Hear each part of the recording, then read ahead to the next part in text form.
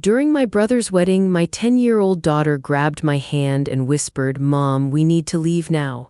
I smiled and asked, "Why?" She quietly pulled out her phone. "Look at this," she said. In that moment, I was frozen by fear. My name is Allison Armstrong. I'm 35 years old. I stood at the edge of the manicured lawn, the picture of a supportive sister, but feeling like a fraud. The late afternoon sun was golden and heavy, casting long shadows across the sea of perfectly dressed guests. My pale lavender dress felt like a costume, some generic, inoffensive uniform for the role I was meant to play today. The smile on my face was a mask I'd worn 1,000 times before, one I had perfected over years of family gatherings.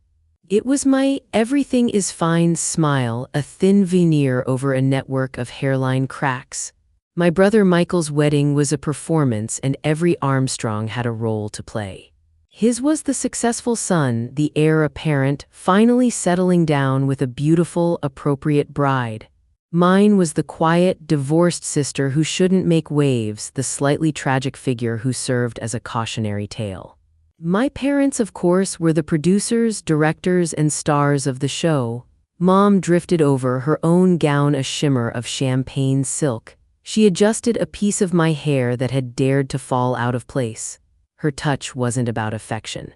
It was about fixing a flaw in the family photograph, smoothing an imperfection before the camera clicked.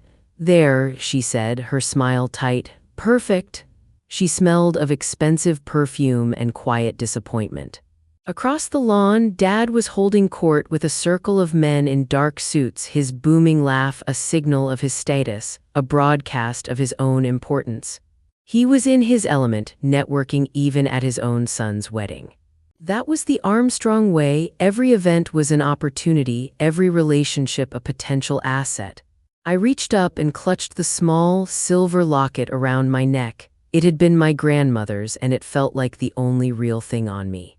It was cool against my skin, a small, solid weight of memory and genuine love in a world of performance and polite fiction.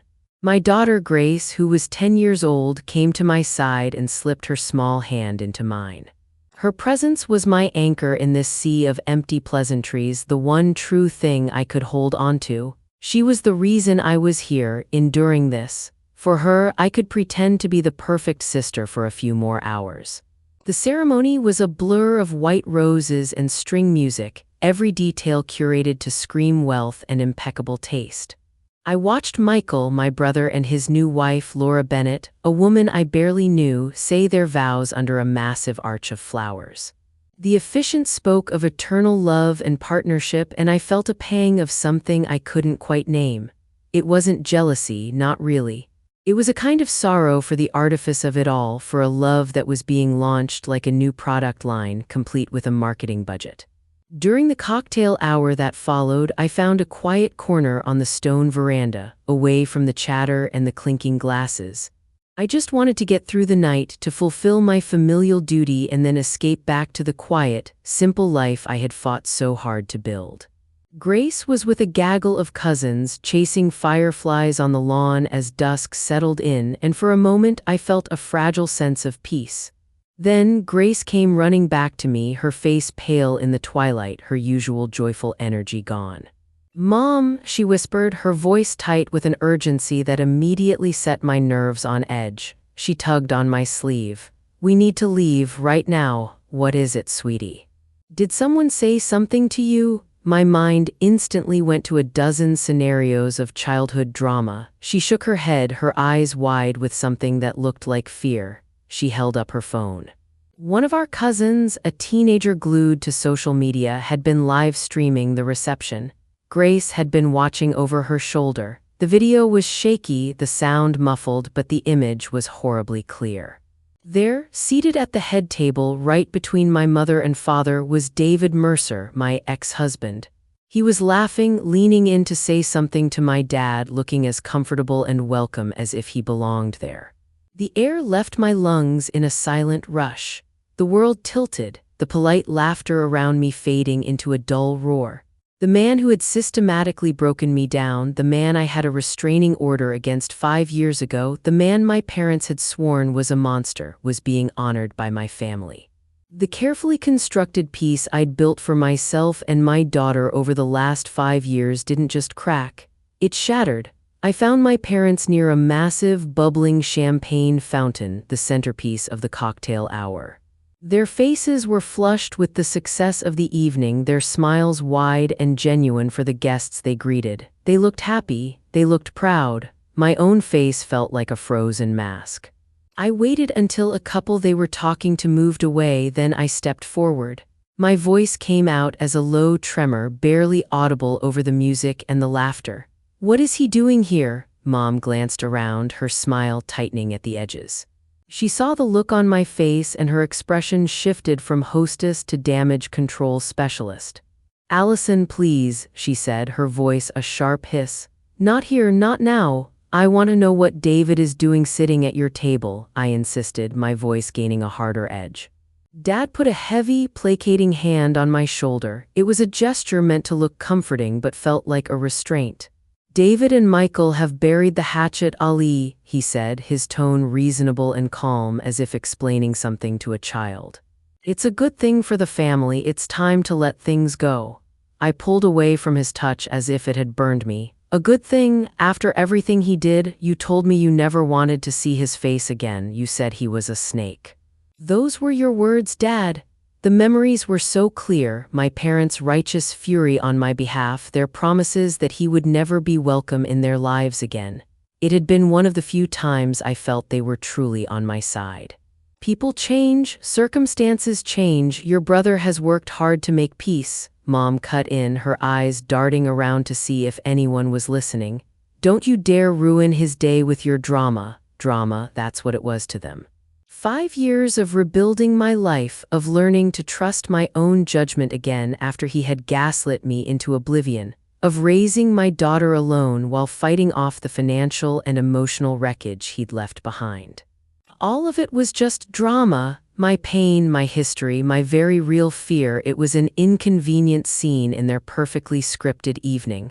Their words were a wall, solid and impenetrable. They weren't protecting my brother's wedding.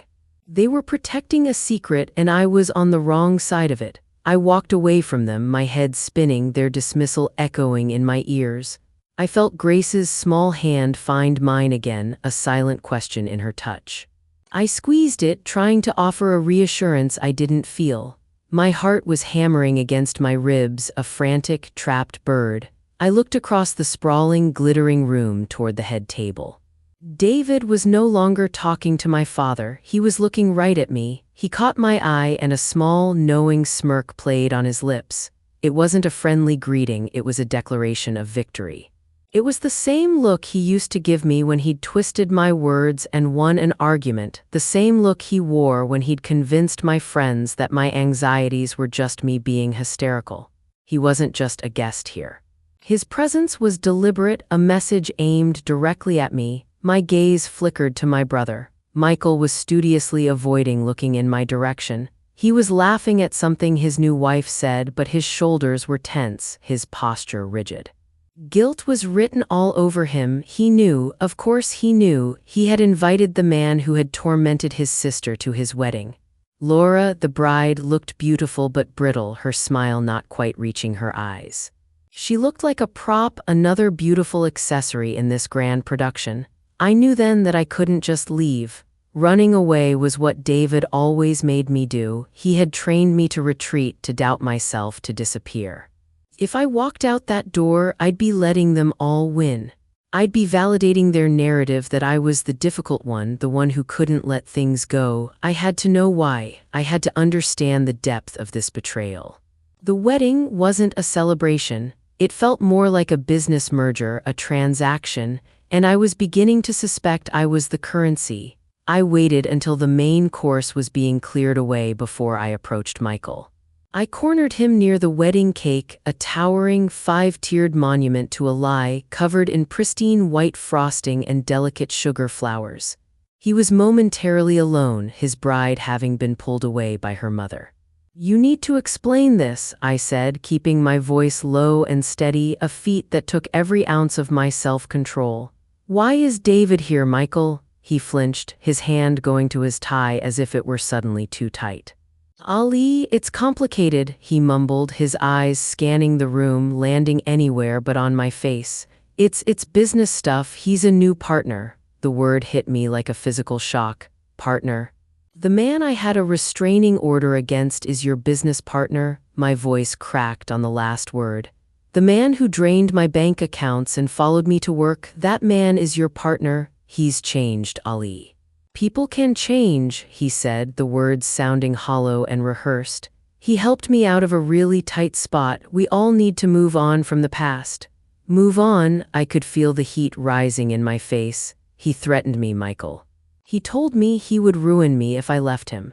Did you forget that? Did you forget sitting with me in my kitchen while I cried because he'd canceled my credit cards and I couldn't buy groceries for Grace? He finally looked at me, his expression a miserable mix of guilt and desperation.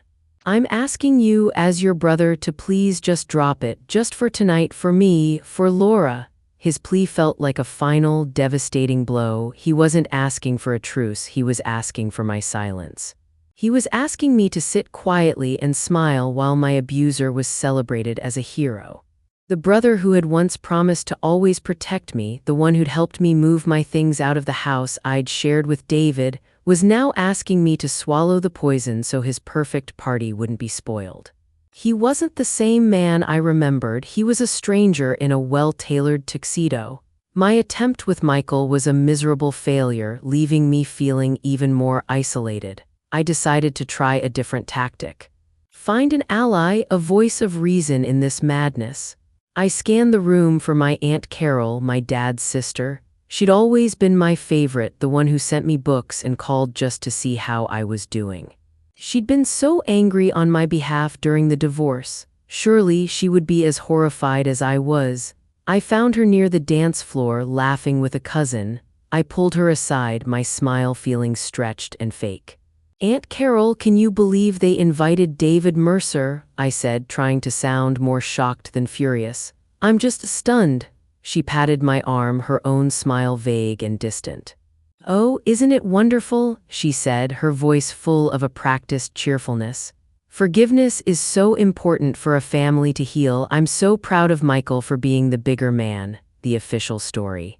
She had been fed the public relations spin and she had swallowed it whole. My stomach sank. I tried my Uncle Mark, who had once called David a weasel. He just clapped me on the shoulder and said, "Business is business, kiddo. Sometimes you gotta dance with the devil." Everywhere I turned, I hit the same wall of practiced denial. My cousins, my uncles, people who had witnessed my pain firsthand, all gave me the same tight smiles and quickly changed the subject to the beautiful decorations or the delicious food. It was a coordinated effort, a conspiracy of politeness. The entire family had been briefed. I was the only one who hadn't gotten the memo. I wasn't just being ignored. I was being actively managed, contained, like a potential spill that needed to be cleaned up before it could stain the pristine white carpet. Feeling defeated and utterly alone, I retreated to a chair in a shadowed corner of the ballroom. From there, I watched my dad talking to a man I recognized as Mr. Harrison, a prominent local developer and an old business rival of my father's. For years, I'd heard Dad complain about him, calling him a shark. But they weren't rivals tonight. They were laughing, clinking glasses of whiskey like the best of friends. Curiosity piqued. I stood up and began to drift closer, pretending to be looking for Grace, who was now sitting at a table with the other children. I kept my head down, trying to look preoccupied as I moved within earshot. I heard Mr. Harrison say, his voice a low rumble, "Hell of a gamble Michael took with that new waterfront project." I heard from a good source he was leveraged to the hilt, close to going under completely. My dad took a slow sip of his drink and clapped him on the back. "Every empire needs a strong foundation, Bill, you know that. Michael just found his." As he said it, he glanced pointedly across the room toward the head table where David was sitting, looking smug and proprietary. The pieces started to click into place with a sickening finality. Michael's words, "He helped me out of a tight spot." My uncle's comment, "Business is business." The waterfront project, Michael's construction firm wasn't thriving, it was failing. David wasn't here because he'd changed.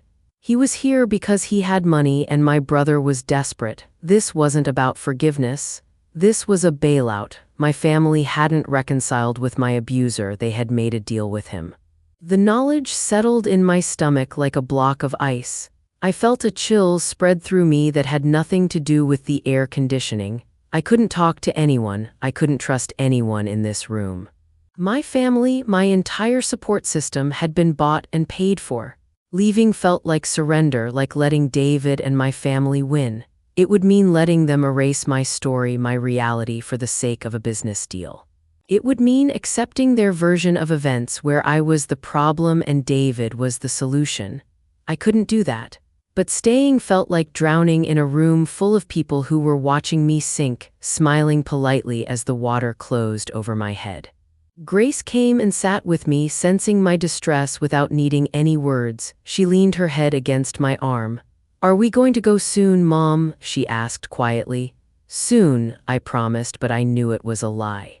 I couldn't go, not yet, not until I understood the full extent of it. I needed to know exactly what they had sold to save themselves. My first tactic, direct confrontation, had been a complete disaster. It had only alerted them, made them close ranks against me. My only option now was to watch and listen, to be invisible, to gather proof of their betrayal, something so undeniable they couldn't dismiss it as drama. I had to find a way to fight back, not with emotion, but with facts. And I had to do it before the night was over. He chose his moment perfectly, of course. He always did. I was alone, standing by a table near the back of the room, getting a glass of water, trying to clear the fog of anger and betrayal from my head.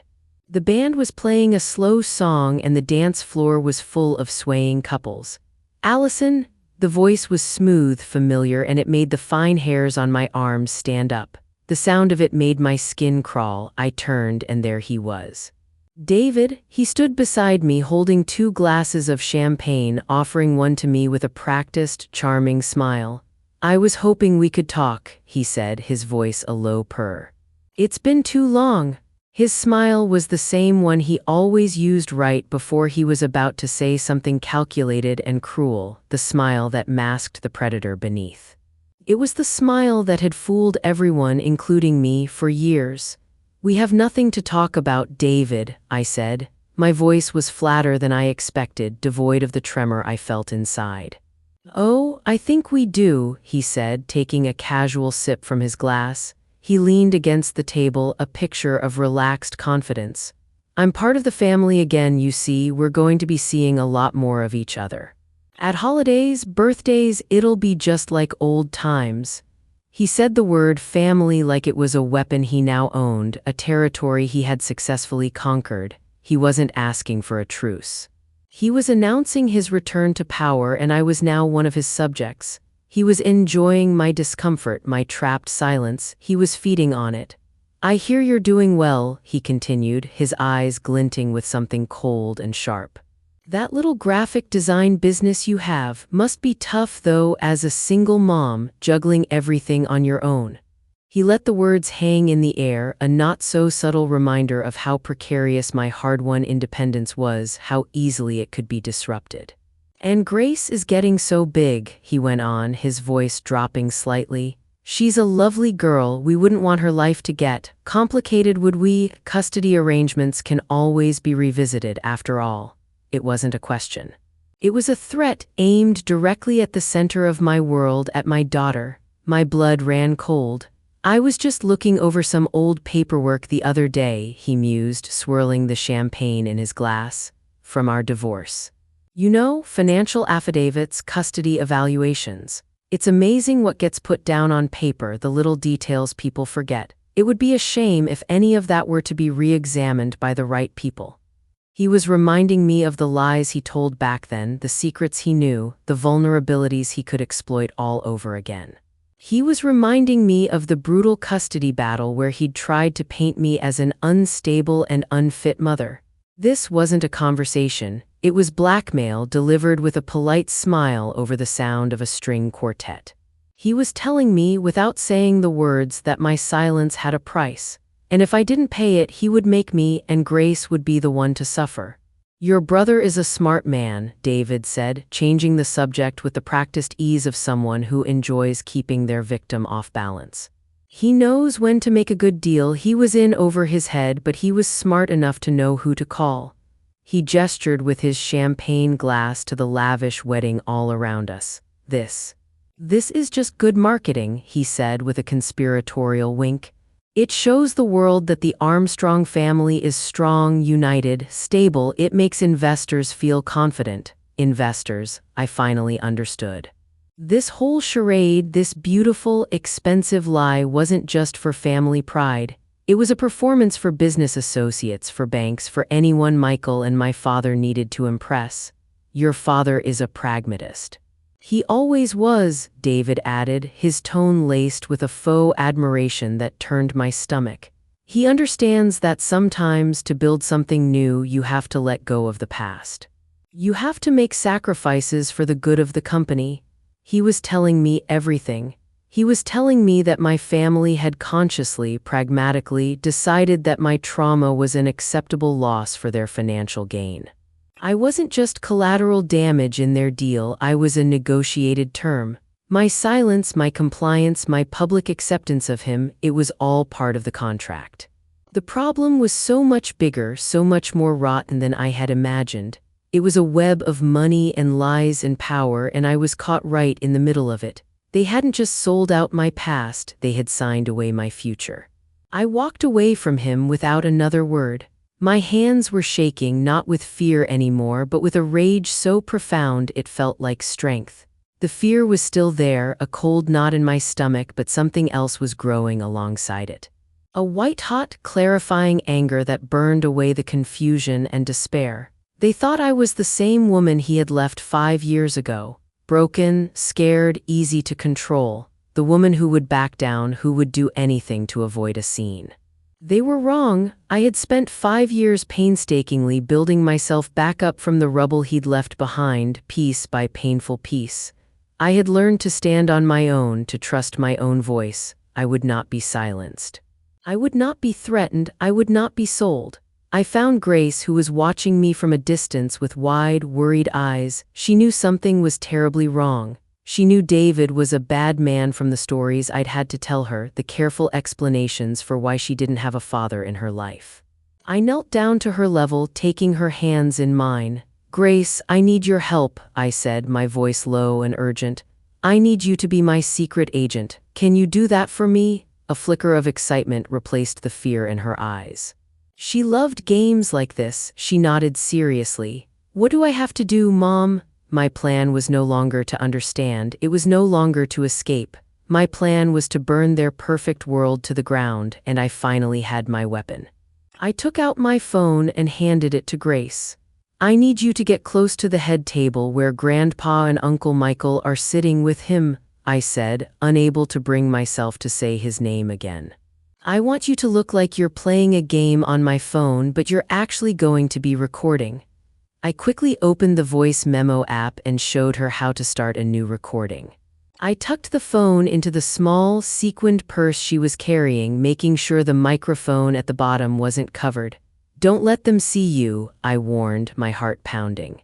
"If anyone talks to you, just say you're looking for the candy bar they put out for the kids. Be quick, just a few minutes is all we need."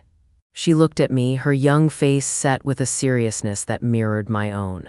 "I can do it, Mom." Watching my 10-year-old daughter walk into the heart of the conflict filled me with a sickening cocktail of pride and guilt. I was using my child, putting her in a position no child should be in. But I was also teaching her to fight back, to stand up to the people who wanted to silence us. We were a team. From a distance, I watched her. She approached the head table with a perfect, childlike innocence. She pretended to be searching for something on the floor, getting close to where Michael and David were talking. Then, she accidentally dropped her little purse right near Michael's chair while looking for a dropped napkin. It was brilliant. She left it there for a minute, chattering to my mom about the cake before picking it up and skipping away. It was a flawless performance. Grace returned a few minutes later, her face unreadable. She handed me the phone without a word. My hands trembled as I took it. We found an empty hallway by the kitchens, the air smelling of baked bread and disinfectant. It was the only place we could be truly alone. I put in my earbuds, my heart hammering against my ribs, and pressed play. The audio was muffled at first, a cacophony of clinking glasses, distant music, and laughter. Then I heard David's voice, low and smug, as clear as if he were standing next to me. It's not a partnership, Michael. Let's be clear about that, he was saying. I own 51%. Your company is now my company. You work for me. Michael's reply was faint, defeated. We agreed the optics had to be a partnership. The optics are for tonight, David sneered. The sound of it made my stomach clench. This wedding is the press release. It shows the world we're one big, happy family. It calms the lenders. Tomorrow you answer my calls, and Allison, you make sure she behaves. Her cooperation is a non-negotiable part of this deal. Then my father's voice cut in, firm and pragmatic. She'll be fine. She knows her place. The words hit me like a physical blow. She knows her place. My own father. He saw me as a commodity, a problem to be managed, a chess piece to be sacrificed. He wasn't just complicit.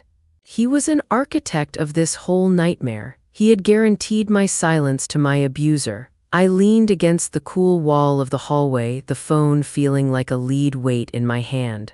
My breath came in ragged gasps. This wasn't just a bailout, it was a hostile takeover. My brother hadn't saved his company, he had lost it. He was no longer the owner of Armstrong Construction, he was David Mercer's new employee. And my role in this grand tragedy was to behave. To stand by and smile while the man who destroyed my life took over my family's legacy, the company our grandfather had built from nothing. Any last, flickering hope I had of reasoning with them, of making them see the horror of what they had done, was extinguished. They hadn't made a mistake in a moment of desperation. They had made a calculated choice. They had weighed my safety and my humanity against their financial future and their public image, and I had lost. They chose money and power over me. They chose it over Michael's own freedom. There was no going back from this. I couldn't unhear those words. I couldn't unknow this terrible truth. The family I had spent my whole life trying to please, trying to earn the approval of, no longer existed for me. They were strangers who wore the faces of my parents and brother. I looked down at the recording still open on my phone. I wasn't just holding evidence. I was holding a weapon. A weapon that could destroy the perfect, beautiful lie they had built. And I knew, with a certainty that chilled me to the bone, that I was going to use it. Just as we stepped out of the quiet hallway and back into the loud, glittering ballroom, the bandleader took the stage. His sequin jacket caught the light as he tapped the microphone. And now, ladies and gentlemen, it's time for a few words from our families, he announced with a booming, cheerful voice. First up, it is my great honor to introduce the father of the groom, Mr. Thomas Armstrong. A round of applause rippled through the room. My father, my own dad, was beaming. He pushed his chair back, kissed my mother on the cheek, and began walking toward the stage, waving to the crowd like a conquering hero. This was it, the public performance. The moment they would cement the lie, broadcast it to all their friends, business partners, and investors. They would toast to new beginnings, to family, to a bright future built on my silence. They would smile for the cameras while the ink dried on the deal that sold me out. I had minutes, maybe less, before their narrative was set in stone, before their version of the story became the only one that mattered. My pivot had to be now.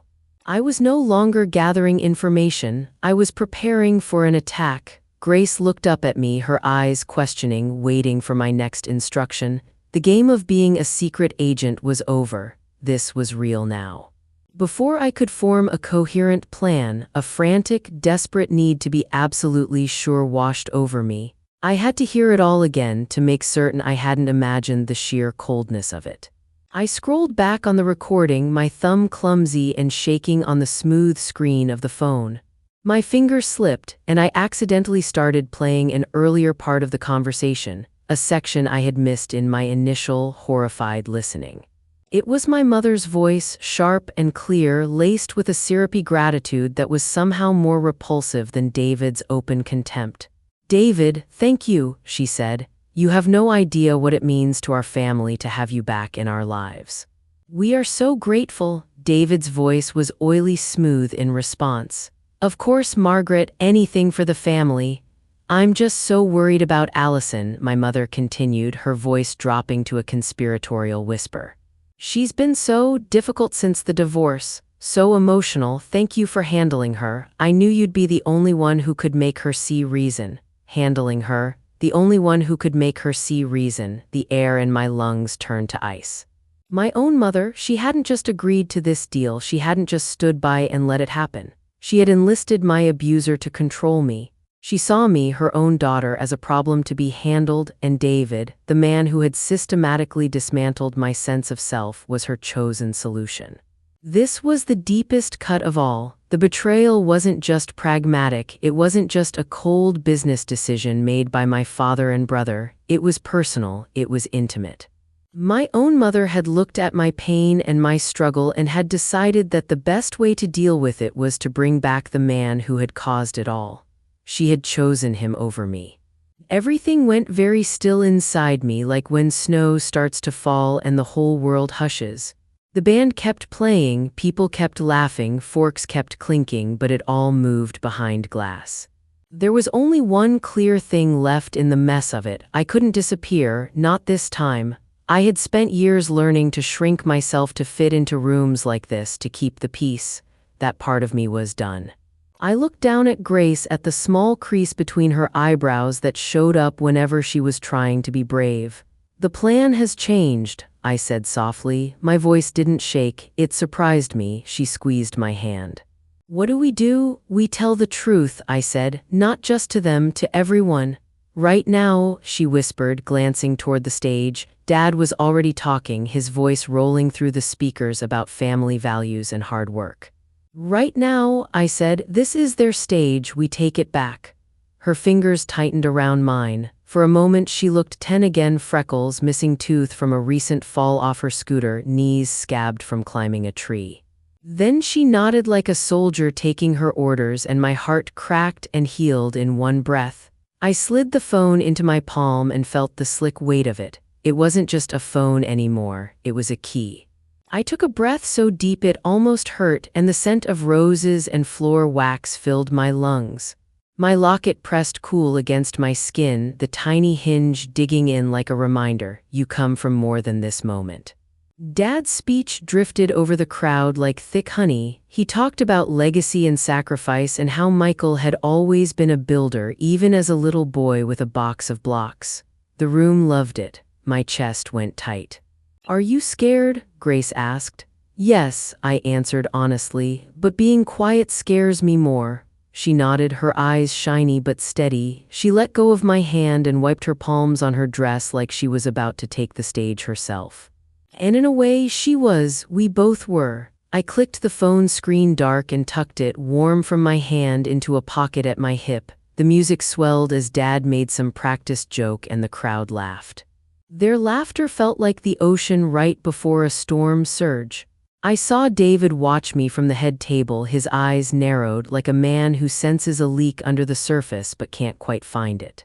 Michael was clapping along, trying too hard. I met David's stare and didn't look away. The decision settled over me like armor. I wasn't going to run. I wasn't going to wait. I wasn't going to swallow their poison with a polite smile. This was the moment their story ended and mine began. I knew what it meant even before I said the words out loud in my head. I was slicing the last thread tying me to the people at that table. There'd be no patching this up over coffee next week, no tearful apology followed by a new set of rules I had to follow to keep the peace. I saw the holidays like a row of empty chairs. I saw my phone lighting up with their names and me letting it ring. I saw my daughter's photo taken off the fireplace at my parents' house because it would be too painful to look at. The hurt of that future pressed hot behind my eyes. I blinked it back. I also saw another future, one that was plainer and quieter but clean. I saw Grace coming home from school and telling me something wonderful without looking to see if it was the right thing to say. I saw a little apartment strung with dollar store lights and second-hand furniture and peace. I saw my own face in a mirror without that fixed smile, without the need to play a role. There was grief there, real and heavy. I wouldn't pretend otherwise. I'd spent so much of my life wanting to fix what was broken between me and them, wanting to earn what they kept dangling just out of reach. I wanted them to pick me the way they picked Michael, the way they always picked image over truth. That girl inside me wailed like a siren. I let her wail, and then I let her go. Keeping them meant losing myself again and again in 1,000 small ways. It meant letting their needs set the temperature for every room I walked into. It meant teaching my daughter that this was love. I couldn't do it. I wouldn't show Grace that survival meant swallowing who you were. I wouldn't pass that down like a family heirloom. The clean cut would hurt, but it would heal. The lingering infection of this family story would eat me alive. It had been biting at me for years. Tonight, I chose the cut. I slid my thumb over the locket and felt the tiny bump where the metal had been dented long ago. I opened it with my fingernail and glanced at the faded photo inside, my grandmother's soft eyes, my own baby face pressed to her shoulder. She raised my dad and his sister after the war, alone and stubborn and tough in a way that didn't look like toughness. I imagined what she'd say to me now, probably something simple. Do what's right and don't look back. My chest loosened. I snapped the locket shut. I could grieve later. There would be time for that. Right now I had a job. Dad's voice floated to the end of some story and the crowd all would right on cue. He was a master at this. Tenacity, he boomed. That's what it takes, tenacity and faith. My goal sharpened. It wasn't enough to play the audio and embarrass David. This wasn't just a messy business deal. This was a machine built to grind down anyone who didn't fit the mold. They'd used me as a pawn. They were using Laura like a centerpiece for a sales pitch. They called it family. I called it a lie. I imagined the faces in the crowd, the investors, the clients, the neighbors who read the paper and believed whatever picture they were shown. I wanted them to hear the line about she knows her place and taste the metal of it. I wanted Laura's mother to finally see what her daughter had been walked into, not a fairy tale but a deal made in a back room. I wanted Michael to hear his own voice, smaller than I remembered, and understand what he'd traded. I wanted Mom to hear herself say, handling her over a room full of people who'd always told me I was too sensitive. And I wanted to claim my name, not as the cautionary tale, not as the dramatic sister who ruined things, but as me. A woman who survived him, who built a small life that fit her, who loved her child more than she feared her parents' disapproval. I checked the battery on my phone, plenty. I took one more breath, tasting champagne and frost. Ready? I asked Grace. She nodded, her jaw set. Ready? I squeezed her hand once and let go. The music rose under Dad's last line. People clapped. I stepped into the aisle, angling toward the stage. The ballroom lights felt hotter, like they'd been turned up just on me. I could feel eyes track my movement, women noting my dress, men marking me as a stray heading in the wrong direction. I kept my face calm, my heels tapped sharp and steady across the polished floor. I didn't get far. Mom appeared like smoke, sliding into my path with a smile so bright it could have blinded a weaker version of me. Up close I could see the strain at the corners of her mouth, the fine lines around her eyes powdered into a chalky haze. She didn't look like a mother at a wedding. She looked like a hostess at a gala whose headlining act had canceled.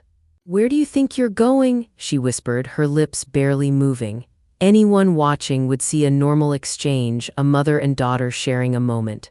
The truth of it was in her eyes, sharp, measuring, hard as cut glass. "To get some air," I said, equally quiet. I tried to sidestep. She shifted with me, small and precise, blocking me again, her perfume wrapped around us, gardenia with something bitter underneath. "You're not going anywhere." Her fingers slid around my forearm, nails digging in through the thin fabric of my dress. It wasn't a grab that would bruise. It was the perfect amount of pressure to control without leaving a mark. You will sit at your table, you will smile, you will not cause a scene. Do you understand me? The last time she'd used that voice with me, I'd been 16, caught smoking on the back porch. It hadn't been about my lungs back then either. It had been about what the neighbors might see. Let go of my arm, I said. I kept my own smile on, an echo of hers, two masks nodding to each other while the real fight happened underneath. Allison, she said my name like a warning bell. Her eyes slid over my shoulder toward the head table and then to the stage. Dad was finishing up. Michael stood, straightening his jacket. The timing of it hit me like a shout. She didn't just want me to sit down, she needed me contained until the moment passed. Her grip tightened. I felt my pulse against her knuckles. She leaned closer, so close her words touched my cheek. If you love your brother at all, you will not ruin this. Do you understand? You will not embarrass us, you will behave. She said behave the way David had said cooperate, like the word itself built a fence around me. I looked at her as if I were seeing her for the first time, not as mom, but as a woman who had survived by believing image meant safety. I saw the girl she'd been once, trying to make an imperfect life look perfect so no one would guess what it cost. I felt a thread of pity, it didn't soften me. I'm getting air, I repeated, calm as a pond. I gave my arm a tiny pull, she didn't budge. From the corner of my eye, I saw movement at the head table. David had turned his chair to get a better view. He didn't come over, he didn't need to, he had his guard right here. Mom's smile widened, more teeth. You're going to sit, she murmured as if we were discussing seating arrangements. You're going to be a good girl and let your brother have his moment. This is not about you, it never is. The words were flat, like she'd been practicing them for years. Something inside me went quiet and very still, like the center of a storm. She thought she had me right where she wanted me, boxed in by manners, bound by a lifetime of wanting her approval. She couldn't see that the rope she held had already snapped.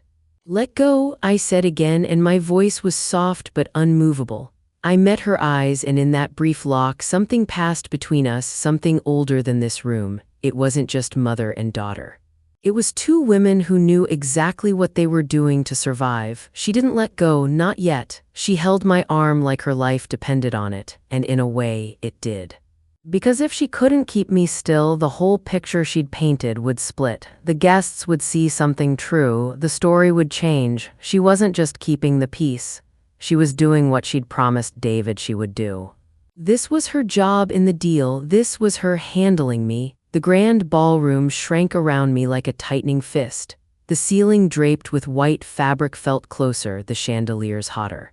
Dad's voice rolled out from the speakers, smooth and practiced, praising Michael's tenacity like it was a family heirloom passed down from father to son. People laughed right on cue. I stood still while Mom blocked my path, her fingers biting into my arm, her smile fixed for anyone watching. Behind her, the head table stretched like a glossy stage set. David leaned back in his chair, one ankle crossed over a knee, watching me with a flicker of amusement like he'd bought front row seats to a show. He didn't look worried. Of course he didn't. He thought every step I made was inside a box he'd drawn. Michael was harder to look at. He stared into his champagne glass as if it was the most interesting thing in the world. When his eyes did shift, they slid past me, quick and guilty, like I was a bad memory he didn't have the courage to face. Laura sat beside him, hands folded, knuckles white against pale lace. Music swelled under Dad's words, and the sound seemed to press against me, layered on top of the clinking of silverware and the muffled thud of servers' shoes on carpet. I could smell roses, cake frosting, Mom's gardenia perfume. Everything sweet and rich, and it all made my stomach turn. Every exit, even the imaginary ones, felt guarded. The door to the terrace was a sea of bodies and chatter. The side hallway we'd used was shut tight by a uniformed server rolling out trays. The anonymity of the crowd was gone. I could feel eyes flick to me and away again, the way people glance at a small fire and then pretend not to see it. I had nowhere to hide and no desire to anyway, but the trapped feeling crawled up my neck all the same. Smile, Mom murmured between her teeth, her cheeks lifted in a picture-perfect curve. "I'm done smiling," I said, and my voice startled me with how flat it was. Her nails dug in a little more, like she could push compliance under my skin. David tipped his glass to me, a little toast no one else would notice. I let my face go blank. He fed off reaction. I would give him nothing but the thing he feared most, a woman who wasn't afraid of the mess. A couple at the next table laughed too loudly at something Dad said, the woman's bracelets chiming. The sound stabbed at my nerves. I steadied my breath and stared at the small, clean crescent of white where Mom's ring had rubbed a lighter line into her finger. It was the only imperfect thing on her. It made me feel oddly stronger, as if the whole glossy picture had a flaw after all, a place to wedge in truth. Our quiet standoff started to ripple out like a pebble dropped into a pond. I saw it hit people in small ways.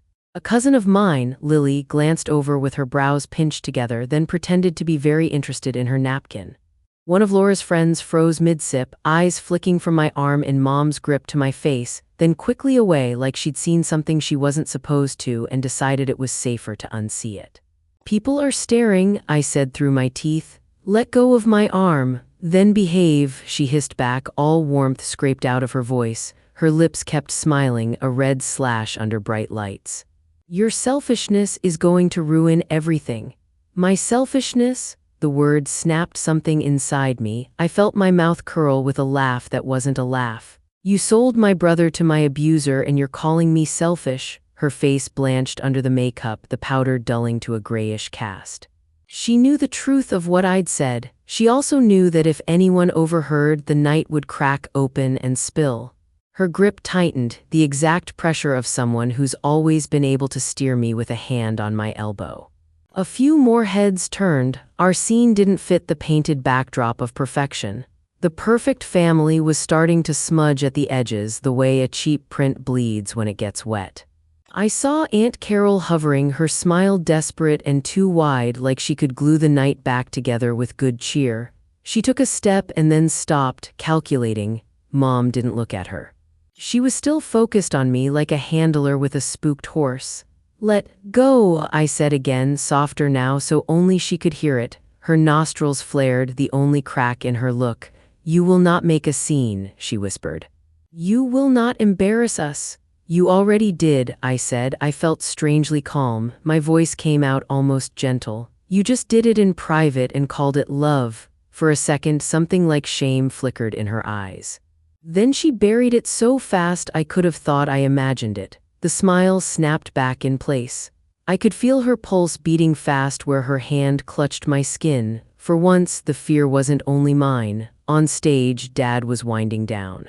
He spread his arms, soaking up the warmth he thought he deserved. "And now," he said, voice booming and cheerful, "I'd like to invite my son Michael and his new business partner, David Mercer, to say a few words." The crowd clapped. Some people whistled. My heart thumped like a fist against my ribs. Across the room, Michael pushed his chair back with a squeak that cut through the noise. He stood, tugging his jacket. David rose too, all smooth charm, sliding his hand along the back of Laura's chair as if the seat itself was his. Mom was still a wall in front of me. There wasn't a path to the stage that didn't go through her, through 100 eyes, through at least one guard hovering near the steps. I could barrel forward and wrench free, but they were waiting for that, the old me who ran hot, who could be labeled emotional and dismissed. I wouldn't give them that. I needed a different angle, another way in. I scanned the room past Mom's shoulder, through flowers and faces and the low gleam of candles. The band's instruments waited in a neat line beside a tall speaker. Servers edged along the walls, their white shirts like flags. Behind the crowd, near the corner, a small table was set up with knobs and a laptop, a tangle of wires. A young guy in a hoodie leaned over it, bored and chewing gum, adjusting a slider with one finger. My breath hitched. The stage could control the room, but the sound could, too. The thought snapped into focus so fast it made my skin prickle. And then my eyes slid sideways and landed somewhere else entirely, and the whole night tilted again. Laura sat at the head table like a porcelain figure placed on a shelf, perfect and still. Up close, her dress was a wonder, lace stitched tight as frost, tiny pearls clustered like drops of milk. From far away, she looked like every bride in a magazine, all shine and grace. But she wasn't in a magazine. She was in a room where my life was a bargaining chip. She was watching me and Mom, watching our little war. Her face was carved into polite interest, chin slightly lifted, lips barely parted in something like a smile. But her eyes, God, her eyes, they weren't smiling. They were wide and wet and desperate, like a deer looking for the hole in the fence. The sight of it grabbed me by the throat.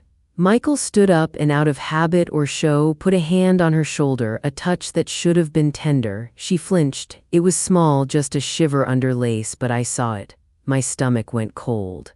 That reaction was muscle deep. It wasn't about me, it was about everything around her pressing in. For one long second we looked at each other across the room.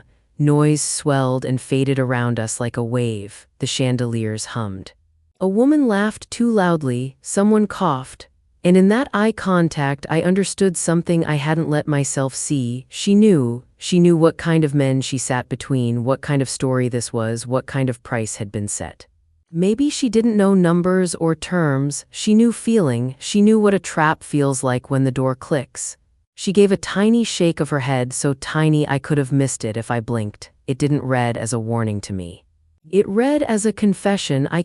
I'm stuck. It read as, I've been told my job tonight is to smile and make their pictures look good. Please, please. The cameras from friends' phones kept flashing. The flowers kept smelling sweet. The cake sat waiting to be cut. All that sugar and light, and there we were, me, caught in my mother's grip, and Laura, caught in a different cage, our eyes holding across the middle of it. Something inside me shifted. Up until then, my rage had been a tight knot with one name on it. With that look, the knot loosened and spread, not thinner but wider. This wasn't only my fight. It wasn't only about what they'd done to me. It was also about what they were about to do to her, to the next woman and the next one, wrapped in ribbon and called a gift. Michael leaned down to murmur something in Laura's ear. She nodded without looking at him, the way you nod at a stranger when you're trying not to cry. David stepped closer to the edge of the table, ready for his turn in the lights. He glanced again in my direction, curious now at the shape of my stillness, the new set of my mouth. I let Laura's eyes anchor me the way Grace's hand had earlier. I had been walking into this as a soldier with one mission: burn down the lie that kept me small. Now I felt another mission slide in next to it, cut a hole in the fence for someone else to run through. Mom's fingers tightened on my arm, dragging me back into our dance. Don't, she said, so soft it was almost soundless. I didn't answer, I didn't need to. My gaze drifted back to the corner where the sound table sat, the young guy in the hoodie popping his gum, unaware he was holding a key. Laura's eyes followed mine for a breath, then met them again. She didn't nod, she didn't shake her head. She just held me there, and I held her back, two women in a room built by men who liked to tell stories about family. Dad's voice boomed, sunny as a summer ad. Let's hear from the man of the hour and his dear friend who believes in second chances. The crowd clapped again, warmer now, the kind of applause meant to soften a hard truth into something pretty. I let my lips part, pulled a breath in slow, and felt it land in the deep place in my chest where fear had lived for years. It didn't feel like fear anymore. It felt like flint, ready to make a spark. Laura's tiny shake of her head felt like a string tied from her wrist to mine. It wasn't a warning to back off. It was a message from inside the glass box. I can't. I watched her swallow hard, the muscle in her jaw working under soft makeup. A strand of hair had slipped from her updo and clung to her temple. It was such a small, human thing in the middle of all this shine that my throat burned. I wasn't looking at a stranger anymore. I was looking at another woman told to smile through a bargain that wasn't hers. I'd been that woman. I knew the script: be grateful, be pretty, be quiet, don't make trouble. I'd learned to put my own wants on a high shelf where I couldn't reach them. She was reaching for air even now. I wasn't just fighting for my past or for the kid standing behind me. I was suddenly fighting for her future too. My family wasn't simply stepping on me to climb higher. They were using her as a step too, wrapping it in lace and cake and calling it a blessing. Her marriage looked like a wedding. It also looked like a business ribbon cutting. And David stood there at the center of both, smiling. Michael bent closer to her, his hand still on her shoulder. I watched his fingers flex like even his grip was nervous. He whispered something I couldn't hear. She nodded once. It was the kind of nod you give when there's a camera pointed at you and you know you'll be judged later by how well you behaved. The realization fused every piece together. This wasn't a one-time mistake that could be fixed with a decent apology and a weekend apart. This was a pattern, the Armstrong way: make people into tools and call it duty. I'd been used, then discarded when I got loud. Now Laura was being installed, the old asset and the new, tipped with bows. I held her gaze a second longer and something quiet passed between us, no words, just a promise I made to myself right then. If there was a door I could open, any door I would, even if it only blew a crack of cold air across her face. Even if I was the only one who felt it, the thought of asking anyone else for help vanished like smoke. Aunt Carol's tight smile, Uncle Mark's shrug, my cousin's quick averted eyes, they'd all been given the story and told their parts. Laura couldn't step off her mark. The guests didn't even know they were extras in somebody else's movie. It was me and the girl I'd brought into this world, the only ones awake at this hour. Grace pressed close to my hip again, reading my body the way she always did. "Mom," she whispered. "I see you," I murmured. "I'm right here." I slid my hand down, found her fingers and squeezed. Her skin felt hot, damp with nerves. Mine felt like ice from the inside out. Mom's grip on my arm hadn't loosened, but the iron feeling in it had changed. It was tighter, yes, but it shook a little, just enough for me to feel the tremor. I looked at her and saw someone who had built her whole life from a picture in her mind. A perfect house, a perfect son, a daughter who didn't get in the way, a husband who kept the lights on and the garden trimmed. She believed the picture would keep her safe. The more I pushed, the more she clung to it. Her words had lost power. "Behave, don't embarrass us. Do you understand?" They were old spells past their expiration date. I'd said yes to them so many times that the sound of my own agreement had become a hum in the back of my head. Tonight, the hum went silent. I straightened my shoulders and her fingers slid a millimeter, surprised by the change in my posture. It was the smallest victory, but it tasted real. A cousin stared openly now, his mouth slightly open. Someone across the room whispered and pointed. "Pretend perfection only works if everyone agrees to the lie." A crack had appeared. I could feel air moving through it. I thought about calling out to Dad. I pictured his face hardening into that put-on disappointed look, the one that said I'd forced his hand and made him the bad guy. I pictured Michael telling me we'd talk later, not the place, not the time, all while the deal marched forward without me. I pictured Laura's chin lift another half-inch as she took her place in a cage built out of polite applause. No one was coming to save us. I accepted that like cold water. "Allison," Mom said, squeezing again as if she could press me back into the mold. "I am very serious." "So am I," I said, and I was. I stood there and watched my family's show in a new light. I wasn't the problem. I was just the first person who stopped reading my lines. Michael and David started down the aisle toward the stage, two men basking in a glow they thought was earned. The crowd leaned in like flowers turning toward the sun.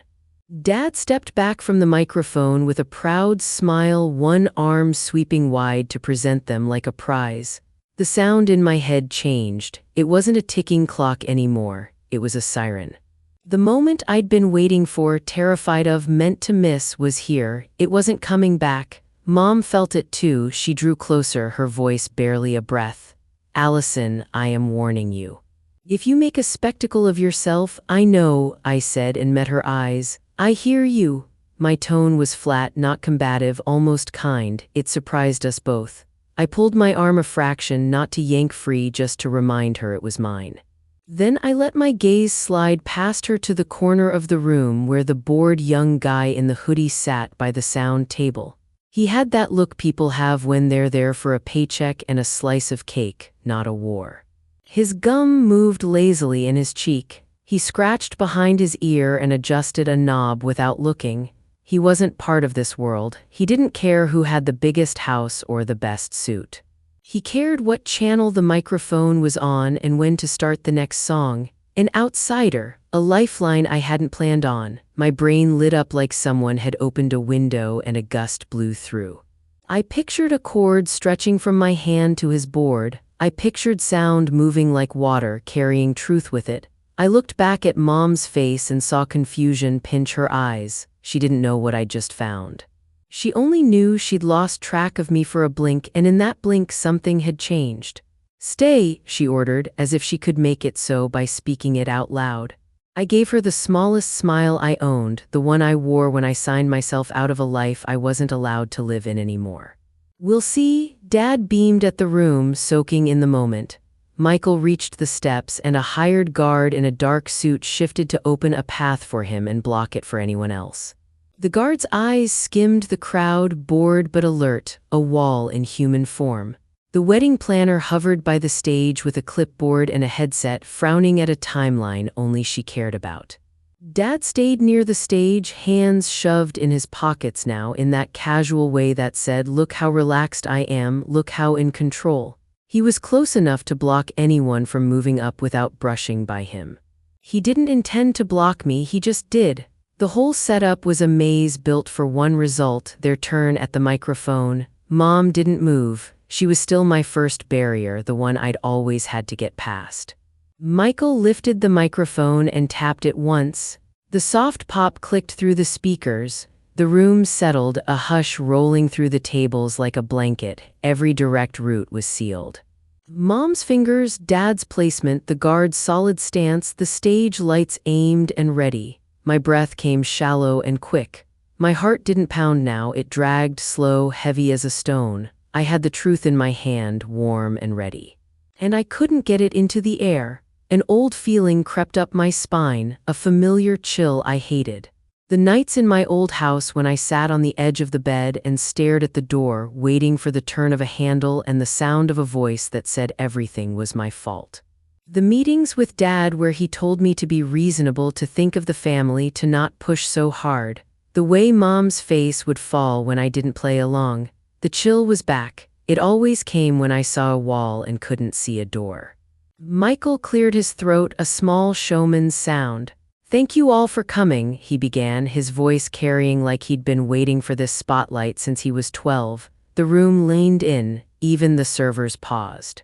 The chandeliers hummed and my dress seemed too tight all at once, the fabric cutting under my arms. I wasn't going to make it. That thought landed hard and ugly. They'd outmaneuvered me again. My fight would die here under the weight of a timeline and a tight smile. My skin prickled and my stomach rolled. I could almost taste the sugar from the cake on the air, sticky sweet, cloying.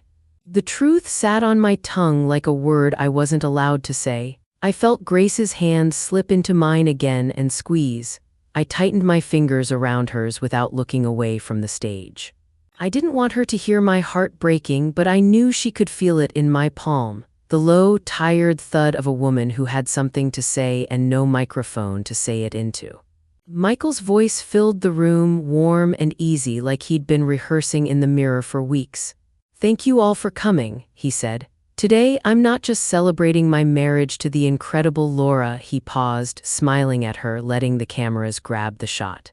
"I'm also celebrating a new future for my company." The crowd hummed with approval. A few people clinked their glasses playfully. I swallowed hard and watched his smile tighten just a hair as he moved into the next part.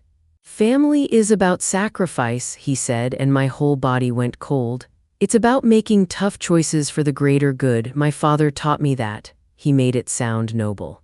He made it sound like handing your sister's life to a man who hurt her was part of some grand tradition. He wrapped the betrayal in pretty words so it would go down easier. He thanked everyone for believing in him. He told a cute story about building forts out of couch cushions when he was 5, how he always wanted to be a builder. People laughed at the right spots, murmur soft. He said the word legacy and the room sighed like the word itself was a prayer. He said second chances, and the crowd turned to look at David, who nodded with fake modesty, hand over his heart like he was receiving a medal. Every line worked like sandpaper, smoothing down the truth so no one had to feel the splinters. He told them a new story about us, and the old one, the real one, vanished under his voice. In his version, I was not a woman who had fought my way out of a cage. I was a frown, a mistake, an extra scene that didn't make the final cut. I felt it in my bones, that old ache of being erased while the room applauded. Dad watched from the side with a soft smile, the proud director. Mom stood very still, a guard in a glittering dress. David leaned on the edge of the stage, soaking in the light. Laura's face was quiet, the kind of quiet that means don't touch it or it will break. I tasted sugar and metal in the back of my throat. I had the truth on my phone, hot and ready, and not a single route to the microphone. The applause washed over me like warm bathwater turning lukewarm. Around me, the faces blurred into one happy wall, neighbors who came for the free meal, clients who came to shake hands with Dad, cousins who liked parties. They were buying it, they were buying all of it. Every smile was a stamp that said approved. I stood there and tried to swallow the panic. Even Grace looked up at me, doubts moving across her face like clouds. "Mom," she whispered. "What do we do?" Her hand was small and sticky, and I realized she was sweating too. For a breath, I faltered. The voices that had ruled me for years crowded back in, a chorus. "Sit down, don't make trouble, be reasonable. Think of the family. When you're the one who always bends, it feels wrong the first time you stand up straight." My knees wanted to buckle, to take me back to the chair, to safety. Maybe Mom was right. Maybe it was easier to keep quiet and build a little life in the corners. Maybe I should collect Grace and slip out and call it a lesson in what we can't change. I looked up just to steady my eyes on a point and found David looking right at me. He had the kind of smile men wear when they think they own the room and everyone in it. He gave me a little nod, small enough that only I would see it, a nod that said, "Good girl, you know your place."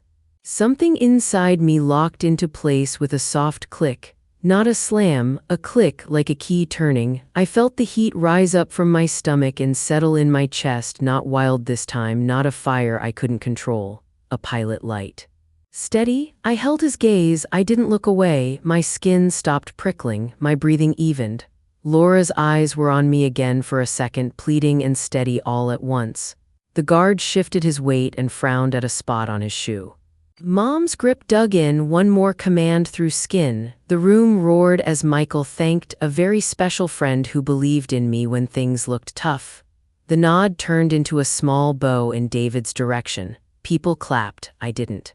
I wasn't invisible, not to myself, not anymore. A story was being told without me, but that didn't mean I didn't have one. It just meant I had to find a way to make them hear it. I felt Grace's hand squeeze mine. I squeezed back, I bent down just enough to touch my cheek to her hair. "We're okay," I murmured, and for the first time all night I knew I was telling the truth, and then my gaze snagged again on the corner of the room. The DJ. He was slouched in his chair behind a small table with knobs and sliders that glowed like tiny city lights. The laptop screen cast a blue square on his face. He had short hair under his hood and a little pimple on his chin that he hadn't bothered to cover. His name tag from earlier stuck crooked to the front of his table. Kevin. I'd asked him for a Taylor Swift song for Grace before dinner and he'd grinned like a kid, promised it was in the queue. He wasn't clapping. He was watching everything with the bored attention of someone who knows chaos means they'll get yelled at to fix something. His hands rested on the board like a guy at a car with the keys. It hit me in a rush. He controlled what people heard. Not the men in suits, not Mom, not Dad, him. I slid my hand out of Mom's grasp just enough to get to my purse. She gave me a sharp look. I smiled vaguely like I was adjusting my dress. My fingers found the emergency cash I always carried.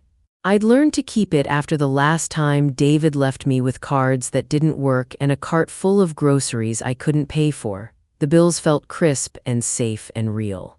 I peeled off a stack and palmed it, the edges digging into my skin. I crouched slightly to Grace. "New plan," I whispered. "See the guy with the hoodie? I need to get to him. But I need a distraction first." "What kind of distraction?" she whispered back, eyes darting to the stage. "A small mess," I said, and managed a quick, shaky grin. "A clean one." I glanced at the kids' table where a line of plastic cups sat, full of dark soda that looked almost black under the lights. The cup closest to the edge had a bendy straw sticking out like a handle, her eyes lit with nervous sparks. "Trip," she breathed like we were agreeing on a secret code. "Trip," I confirmed softly, "right when they clap." "He'll be looking down, everyone will, I'll be right there." I touched her cheek with my knuckles. My fingers smelled like roses and phone case plastic. She bit her lip, nodded once, then steadied her face into a serious look I'd seen on her when she tried to pour pancake batter without spilling. I rose back to full height and felt Mom's hand hover near me, confused by the sudden quietness in my body. I slid my gaze toward the sound booth again. Kevin flicked his eyes up and caught mine for a second. I mouthed, "Help me," testing the words without sound. He didn't understand, not yet, but his brows lifted, curious. I let my hand with the money hang at my side just enough for him to see the flash of green when I moved. Timing mattered. Michael's speech rolled toward its big finish, the part where men praise each other for being brave in ways that don't cost them anything. "And I want to thank David Mercer," he said, pausing for effect. "A man who believes in second chances, a man I'm proud to call my partner and my friend." The room erupted into warm applause like a summer storm starting, claps building, people turning, chairs scraping. I looked at Grace and gave the smallest nod of my life. She let go of my hand and started walking. My heart climbed into my throat and sat there, raw and beating. I didn't breathe. I waited for the snap. Grace held her head high and walked like she belonged near the stage, like a little girl desperate to show her uncle the picture she drew. She moved past Mom so close her dress brushed the sequins and left a whisper of fabric. Mom froze, torn, eyes bouncing between us, her hand hovering in the space where my arm had been. Grace had a plastic cup in her hand now, dark soda sloshing, the straw bobbing like a little flag. She got close to the security guard, the big man who'd planted himself between the crowd and the steps. He had one eye on the stage and one on the room, bored and alert at the same time. Then she stumbled. It was such a good stumble it made me want to cry. Her toe caught the edge of a strand of lights taped to the floor, her arms flailed just enough to sell it. The cup tipped and the soda flew in a perfect arc, a dark ribbon under the bright chandeliers. It hit the guard's pant leg and shoe, splashing wide. A few drops dotted the floor, sticky and sweet. "Oh no," Grace gasped, the words high and horrified. "I'm so sorry, sir." The guard jerked back with a curse under his breath, then slapped his hand over his mouth and looked around like the word might be a crime. He hopped back on one foot, shaking his leg to fling off the soda, looking down at the spreading stain with a look of pure dread. A server ran toward him with a stack of napkins. The guard grabbed them and started blotting, bent forward, all his focus on the mess. Mom's hand flew to her chest. "Grace," she hissed, scandal and anger sharpening her voice. She stepped away from me without thinking, drawn into the small emergency like a moth to a flame. "What were you thinking? Look what you've—" I moved. I didn't run or shove. I slid through the gap that opened like it had been waiting for me. The applause was still going, louder now as Michael clapped along, unaware of the small chaos at the base of the stage. People leaned toward the noise, not toward me. I threaded between chairs and tablecloths, past a vase of roses that leaned just enough to tickle my arm, past a woman dabbing at her eyes with a cocktail napkin because speeches always made her cry. The smell of spilled soda hit the air, sugar and fake cherry and something like caramel. My heels stuck for a second on a damp spot, then freed with a soft pop. The guard muttered an apology to the couple nearest him, still blotting. Mom reached for Grace's elbow, her face tight with the fear of stains, of photographs, of proof. I didn't head for the steps. I cut right, straight toward the corner where Kevin sat up a little in his chair, his eyes going from lazy to wide. I could feel the heat of the lights on the right side of my face, hear Michael say something into the microphone I didn't even register. The room was a tunnel. At the other end was a small table with a mess of wires and a boy who didn't care about my last name. My hand tightened around the cash. My other hand pressed the phone against my hip, ready. I reached the booth and let out a breath I didn't realize I'd been holding. Kevin's eyebrows shot up when he saw me and the money. Behind me, the applause started to fade, people settling for the next act. I had seconds before the swell of their story rolled back in and drowned mine. Kevin looked up as I reached his table, his gums slowing to a stop. Up close, he looked even younger, with a faint shadow of stubble and tired eyes that said he'd hauled heavy speakers since noon. I set the cash on the edge of his console. The bills made a soft slap against the metal. His gaze dropped to the money, then flicked to my face. He saw something there that made him sit up straighter. "I need you to plug my phone into your board," I said, keeping my voice low and steady so it sounded like I'd done this 1,000 times. "Right now." He glanced at the stage where applause was still fading, then back at the cash. "They're doing speeches," he said, like maybe I hadn't noticed the 100 heads turned toward the lights. "I know." I slid another bill from my purse and laid it on top of the stack. "This is $500, it's yours, just plug in my phone and hit play when I say." He hesitated. I saw the math flicker across his face. The paycheck, the risk, the way my jaw was set. He took a breath, then reached for a loose cord and handed it to me. "Aux input," he muttered. "What am I playing?" "A voice memo," I said, already unlocking my phone with a sweaty thumb. The screen smudged under my finger. I found the file and hovered my thumb over the triangle. "When I say now." He nodded once, eyes darting between me and the stage. "I'll kill the podium mic," he added, his hand hovering over a slider. "Or it'll fight us." "Good," I said, and felt a sharp, grateful ache in my chest. For a beat, I slipped the locket from around my neck and set it on the table next to the cash. The chain puddled like a tiny silver river, the face of my grandmother turned up to the cold lights. I didn't know why I did it. It felt like laying down an old flag. On stage, David stepped forward, smooth as a salesman, his hand lifting for quiet. The room obeyed him. "Thank you, Michael," he said, smiling at the crowd like they were his guests. "Family, as you all know, is the most important thing now," I breathed. Kevin's finger slid. The little green light under my phone's channel blinked alive. The podium mic went dark with a soft click. The room held its breath.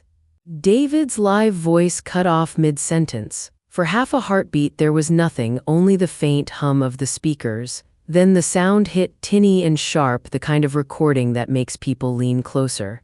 "It's not a partnership, Michael. Let's be clear, I own 51%. Your company is now my company. You work for me." Chairs stopped squeaking. A fork clinked against a plate and stayed there, ringing. Heads turned like a school of fish veering together, eyes searching for the source. Kevin's jaw dropped, then tightened. From my phone, Michael's voice came thin and tired. "We agreed the optics had to be a partnership." "The optics are for tonight," David's recorded sneer rolled out, too loud in the strange quiet. "This wedding is the press release. Tomorrow you answer my calls, and Allison, you make sure she behaves. Her cooperation is a non-negotiable part of this deal." Gasps fluttered through the room like birds. A woman covered her mouth. I watched my dad go still as a statue, his smile freezing and cracking at the edges. Mom's face drained, color sliding away like water down a sink. Then my father's voice filled the space, firm, certain, unmistakable. "She'll be fine. She knows her place." The words landed like a slap. Someone said, "Oh my God," softly. Another person said, "What is this?" more sharply. My arms prickled. And then my mother's voice, warm and poisonous, poured over the crowd. "Thank you for handling her. I knew you'd be the only one who could make her see reason." The ballroom became a new room. It wasn't a party anymore. It was a courtroom with no judge, a church with no priest. The truth stood alone, and it was ugly. Laura's hands flew to her mouth. Relief and horror fought on her face like shadows crossing a wall. Michael looked like he'd been punched. On stage, the real David realized what was happening a split second too late. His face twisted into something I recognized from the worst nights, mean and blank, like a mask he only wore in private. He leapt off the riser, shoving his chair sideways, and bolted toward us. His eyes cut to me, then to Kevin, then to my phone on the table with its little green light. Kevin flinched but didn't yank the cord. He stood and squared his skinny shoulders like a kid about to face a bully in a school hallway. I slid the phone a few inches back from the edge and planted my palm in front of it, calm and steady. David's polished shoes hammered the parquet floor. The sound felt like a clock running out. "Turn it off," someone shouted from the front tables. I didn't look to see who. The recording was still rolling, voices overlapping in low, smug tones we hadn't even heard yet. It didn't matter, it was enough, it was more than enough. Kevin grabbed his handheld microphone without taking his eyes off David. He held it heavy in both hands like a bat, not to swing but to remind the charging man that the sound belonged to us now. He thrust the mic toward me. I took it. It was warm from his grip. My voice went through the speakers and came back to me bigger, like the room itself was saying it with me. "My name is Allison Armstrong," I said. I didn't shout, I didn't need to. "For those of you who don't know, David Mercer is my ex-husband." David stopped 3 feet from the booth, hands open at his sides like a man talking down a skittish dog. "Allison," he said, his live voice small now without the room's help. "Enough." I ignored him. I looked straight at the tables where the investors and bankers and longtime friends sat with their mouths open. I looked at Mom and Dad, at Michael standing frozen near the microphone he no longer owned. "And you've all just heard the price of my brother's wedding," I said, my voice steady as a ruler. "A takeover dressed up as a toast. A threat against me called a family reunion, my silence sold as a line item." The room exploded into sound, voices rose and collided. "Is that real?" someone demanded. "She recorded them. This is sick." "Thomas, what is this?" A chair scraped hard. A camera phone rose like a periscope, a red light winking. David lunged again. Kevin jerked the mic cord out of reach and David's fingers closed on air. I kept talking, not at them anymore, but for me and the girl gripping the edge of the sound table with wide eyes. "I'm done behaving," I said, and I felt something old and tight break in my chest. "I'm done letting anyone tell me where my place is. I choose my own place, and it isn't next to him." I turned my head and found Laura. She wasn't porcelain anymore. Her chest moved fast. Her eyes were wet. She gave the smallest nod, so small I might have dreamed it if I hadn't needed it so badly. I nodded back. I set the microphone gently on the table, picked up my phone and wrapped the cord, handing it back to Kevin with a quiet, "Thank you." He blinked and nodded, chest heaving as if he'd just realized what he'd done.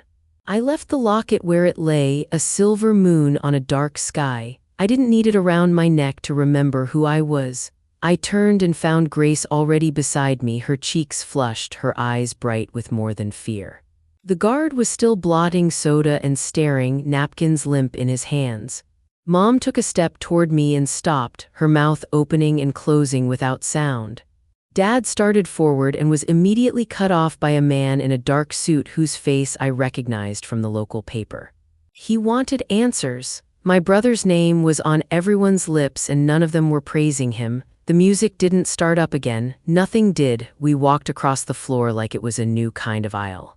People parted without thinking, some turning their shoulders, some stepping back with an almost grateful look like they were glad someone else had finally said it. I didn't look back. I didn't need to see anything else. The cool air in the hotel lobby hit my face like water. The doors slid open with a sigh. The night was velvet and honest, and for the first time in a long time, I breathed all the way down. A week later, the sky was the color of clean laundry and the sun warmed my face like a hand. Grace and I sat on a chipped green bench at the park around the corner from our apartment. The swing chains squeaked. The air smelled like cut grass and ketchup from the hot dog cart, and somebody's radio played a summer song just a little too loud. My phone had burned all week, angry texts from Mom that started with my full name and ended with words like ungrateful, then shorter ones from Dad that used phrases like think about consequences. Michael's messages were long and messy, full of half apologies and half excuses. A stiff email from a lawyer I didn't know landed in my inbox, full of rich words meant to scare me. I blocked them all one by one, and when the silence followed, it felt strange for a day. Then it felt like a clean room after a storm. Word traveled without me, I didn't hunt for it, it found me anyway. A cousin called my aunt who told my friend who texted me that the deal had fallen apart within 2 days. The public humiliation was too much. People who wore expensive watches hate mess. Investors pulled out. Photos from the night were everywhere, wide eyes and open mouths, the recorded words captioned in plain font over elegant dresses. Michael's company was sinking fast. Part of me grieved the wreckage, not because I wanted him to win, but because I knew what our grandfather had built and with what kind of hands. I could feel a quiet sadness sometimes, the ghost of a family I wanted and never had. But it was small and far away, like a house you pass on the highway and never turn toward. The bigger feeling was peace, a steady hum under everything. It lived in the way my shoulders dropped without me telling them to, in the way I slept through the night, in the way the morning felt new. Grace pumped her legs on the swing until her sneakers flashed level with my eyes. She whooped at the top of each arc, hair flying, cheeks bright. She wasn't carrying their secrets or sitting at their table or learning to make herself smaller. She was learning that a person could say no and still be loved. She was learning that truth might shake a room, but it would not break us. She hopped off the swing and ran to me, breathless and grinning. "Are you sad, Mom?" she asked, honest as a bell. I looked at her and felt that pilot light in my chest burn steady. I thought of the locket on the sound table and how I didn't miss it. I thought of pancakes on a Sunday and how the only voices in my kitchen would be ours. I thought of the clean air in the lobby after the doors opened and how simple it is to walk once you stop asking permission.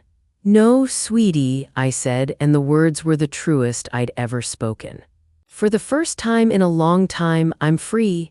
Thank you for listening to my story. If you've ever stood up in a room that tried to silence you, I hope you know you're not alone. Share your story in the comments. I read them. And if this helped, subscribe for more.